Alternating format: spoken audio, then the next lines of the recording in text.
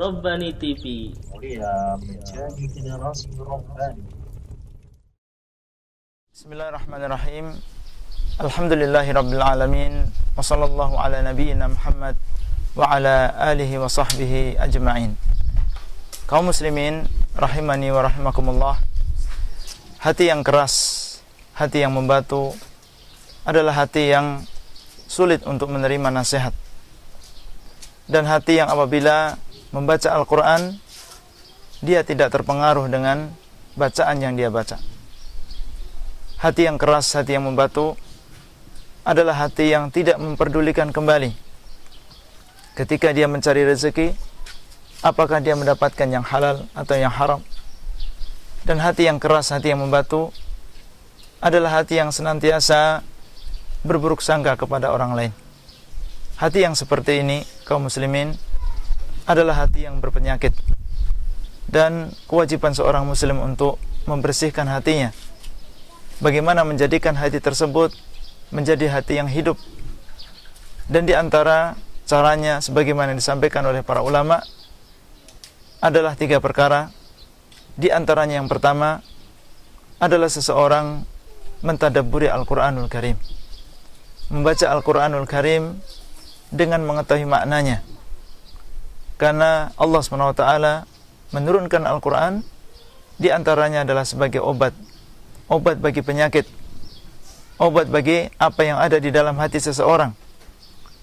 Sebagaimana firman Allah SWT di dalam sebuah ayat, Ya ayuhan nas, qad ja'atkum mau'izatun min rabbikum wa shifaa'un lima fis sudur wa hudan wa rahmatul lil mu'minin. Wahai manusia, kata Allah, telah datang kepada kalian mau'izah, nasihat dari Rabb kalian, dan juga obat bagi apa yang ada di dalam hati-hati kalian, di dalam dada-dada kalian.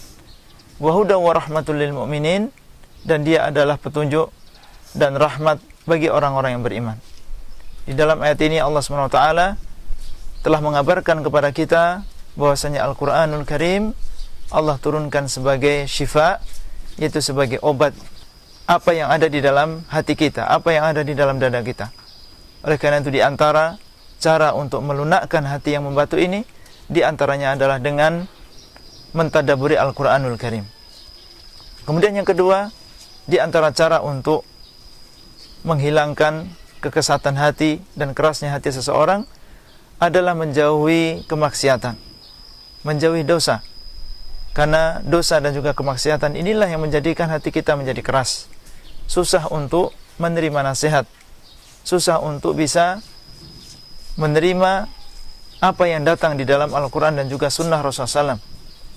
Di dalam sebuah ayat Allah SWT mengabarkan tentang bahwasanya dosa ini adalah sebab tertutupnya hati manusia. Allah SWT berfirman, Kalla bal rana ala qulubihim ma kanu yaksibun. Sekali-kali tidak, bahkan telah menutupi hati-hati mereka apa yang telah mereka perbuat, yaitu berupa dosa dan juga kemaksiatan.